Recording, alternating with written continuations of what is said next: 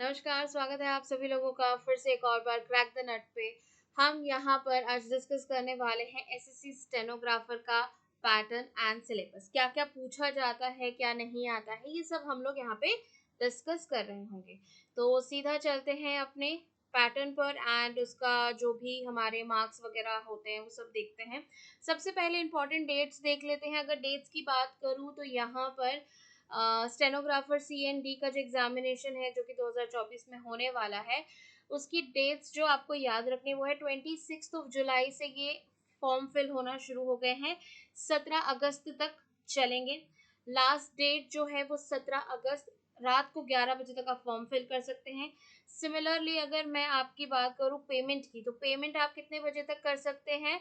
18 अगस्त तक कर सकते हैं। ठीक है, 18 अगस्त वो रात को 11 बजे तक। इसके बाद अगर मैं बात करूं, अब कुछ बच्चे फॉर्म फिल करते हुए गड़बड़ कर देते हैं, तो जब गड़बड़ हो गई है तो उसको करेक्ट अगर करना है, क्योंकि अगर फॉर्म आपने गड़बड़ भरा है एंड अगर आप एग्जाम क्वालिफाई भी कर जाते हैं, सब कुछ हो जाएगा, उसके बाद भी अगर कोई गलत डेटा है तो उससे आपका सिलेक्शन कैंसिल हो सकता है।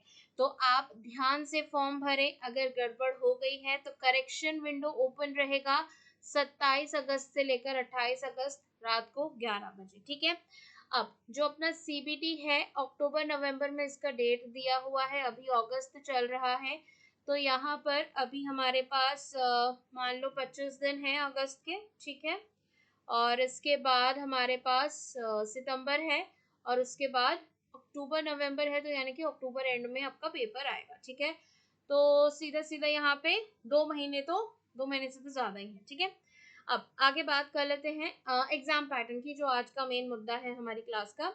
अगर मैं रीजनिंग की बात करूं तो सबसे पहले 50 क्वेश्चन 50 मार्क्स। तो यहाँ पे हर एक जो क्वेश्चन है कितने मार्क्स का है? हर एक क्वेश्चन 1 मार्क का है। बाकी एग्जाम्स में कई कई में होता है एक क्वेश्चन 2 मार्क का रहता है, या फिर Tier 2 की बात करें जैसे CGL में तो एक क्वेश्चन 3 मार्क का रहता है। ठीक है, बट यहाँ पे एक क्वेश्चन 1 1 मार्क का है। General awareness 50 question 50 marks. सबसे ज्यादा इसमें इंग्लिश आती है। अब इंग्लिश क्यों आती है? स्टेनोग्राफर है, टाइपिंग वगैरह करेंगे तो हिंदी और इंग्लिश दोनों ही आपको आना जरूरी है। ठीक है, एग्जाम में सिर्फ इंग्लिश पूछा जाता है तो आप पहले तो इंग्लिश पे फोकस करें। जो आपका स्टेनोग्राफी का टेस्ट होता है वो भी आगे हम बात करेंगे, तो उसमें आपको इंग्लिश हिंदी आना अनिवार्य है, ऐसा आपके जो नोटिफिकेशन है उसमें लिखा हुआ है। तो यहाँ पर हमारा जो फोकस रहेगा जनरल इंटेलिजेंस एंड रीजनिंग पे रहेगा पूरा फोकस। हम इसके लिए क्लासेस शुरू कर रहे हैं मंडे यानी कि 5 अगस्त से। क्लास फ्लो कैसा रहेगा वो भी अभी हम लोग डिस्कस कर रहे होंगे। पूरे अगर पेपर की ड्यूरेशन की बात करूं तो 2 घंटे आपको यहाँ पर मिलेंगे। कितने क्वेश्चन के लिए? 200 क्वेश्चन के लिए। और आपके कितने मार्क्स का पेपर होगा? 200 मार्क्स का पेपर होगा। आपको एडिशनल 40 मिनट मिलेंगे अगर आप स्क्राइब ले रहे हैं तो। स्क्राइब के लिए एलिजिबिलिटी है या नहीं वो आपको नोटिफिकेशन के पैरा 7.1, 7.2 एंड 7.3 में मिल जाएगा, तो आप जाकर इसको देख सकते हैं। बाकी अब मैं बात करती हूँ एग्जाम पैटर्न की। अगर बात करूँ तो इंग्लिश एंड हिंदी 2 लैंग्वेजेस में आपके पेपर रहेंगे। इंग्लिश का यानी कि जो 100 नंबर का पेपर है इंग्लिश का, वो एज इट इज इंग्लिश में ही आएगा, पर जो अपना GK GS हो गया, ठीक है, और रीजनिंग हो गया, ये आपकी दोनों भाषाओं में रहेंगे, इंग्लिश एंड हिंदी में। ठीक है, अब नेगेटिव मार्किंग कितनी है? 1/4, 0.25 मार्क्स बोला है। 1 मार्क का आपका क्वेश्चन है, 1/4 आपकी नेगेटिव मार्किंग हो जाएगी। अगर आप कोई भी क्वेश्चन गलत करते हैं तो 1/4 अंक आपका कट जाएगा। पर अगर आपने क्वेश्चन अटेम्प्ट नहीं किया है तो उसके आपको 0 मिलेंगे, ना नेगेटिव मिलेंगे ना पॉजिटिव मिलेंगे। ठीक है, उसके लिए कोई मार्क्स आपको नहीं दिया जाएगा। अब इसके बाद नॉर्मलाइजेशन होगा ही, क्योंकि मल्टीपल शिफ्ट में एग्जाम होते हैं तो नॉर्मलाइजेशन होगा ही। कभी भी एग्जाम अगर मल्टीपल शिफ्ट में हो रहा है तो उसमें नॉर्मलाइजेशन होता है।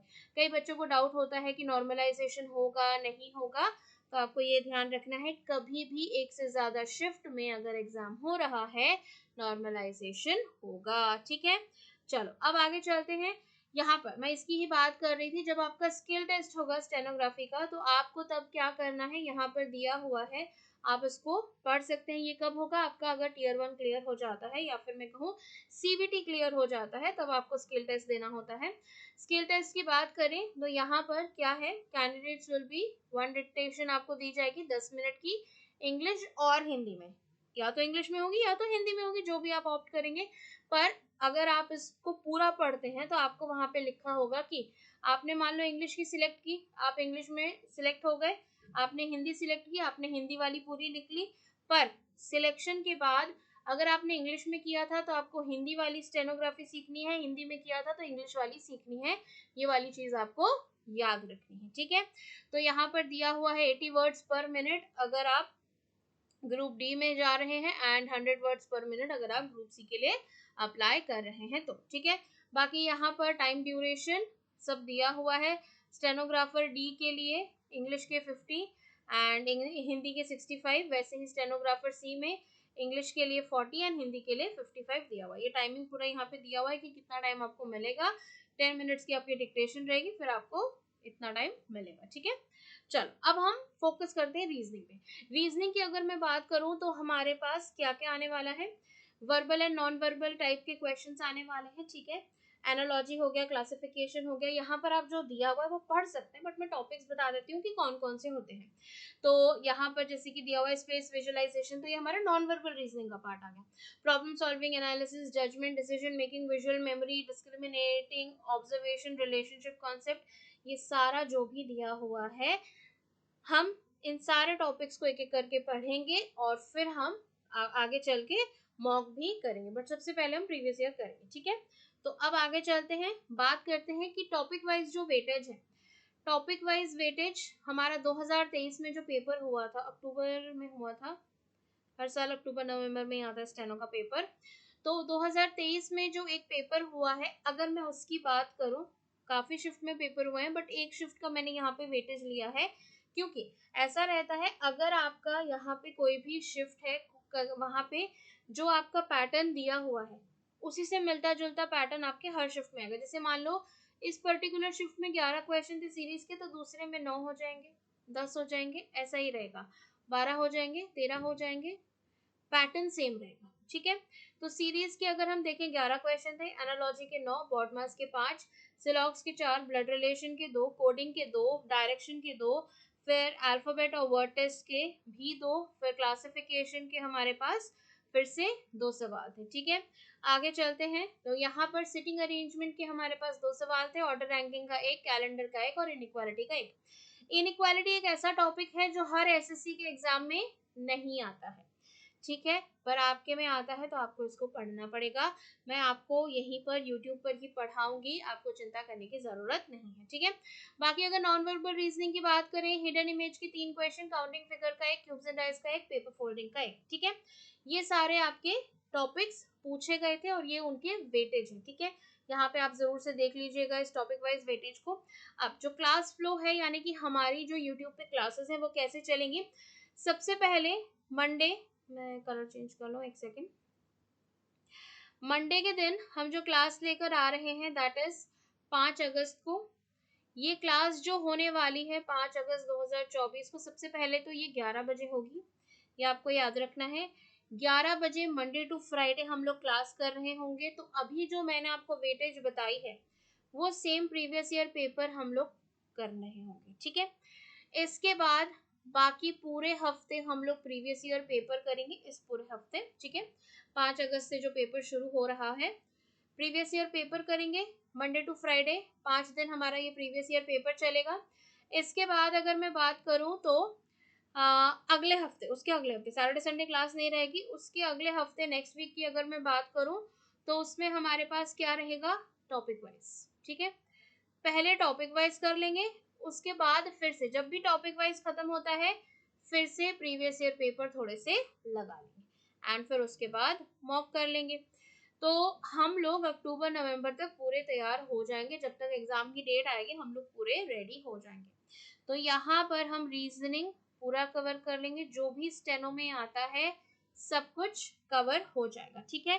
टॉपिक वाइज बाद में इसलिए शुरू करें, पहले प्रीवियस ईयर लेवल देखना जरूरी है कि किस टाइप के क्वेश्चंस आते हैं, फिर उसके हिसाब से फिर हम लोग टॉपिक वाइज में पढ़ाई करेंगे, ठीक है। बाकी मैं बताना चाहती हूँ कि ये मेरा टेलीग्राम चैनल है नेहा मैम रीजनिंग, आप मुझे यहाँ पे जाके ज्वाइन कर सकते हैं। लाइव सेशन के लिंक आपको यहाँ पर मिलेंगे, उसके बाद जब हमारी पढ़ाई हो जाया करेगी उस पर्टिकुलर दिन की तो पीडीएफ दे दिया करूंगी एंड आप डाउट वगैरह भी मुझसे यहाँ पर पूछ सकते हैं, ठीक है। इसके बाद इस चैनल को, दैट इज क्रैक द नट को, आपको जरूर से सब्सक्राइब करना है अगर अभी तक आपने सब्सक्राइब नहीं किया है तो। और डेली सेशन को लाइव ज्वाइन करना है मंडे टू फ्राइडे 11 बजे, एंड इस सेशन को लाइक एंड शेयर करना ना भूलें। अब मैं आपसे मिलूंगी मंडे 5 अगस्त को सुबह 11 बजे। तो मिलते हैं अपने सेशन में प्रीवियस ईयर पेपर के साथ। इस सेशन को जितना हो सके उतना लाइक एंड शेयर जरूर से करें, एंड चैनल को सब्सक्राइब करना ना भूलें। मिलते हैं मंडे को सुबह 11 बजे, तब तक के लिए bye bye and take care everyone.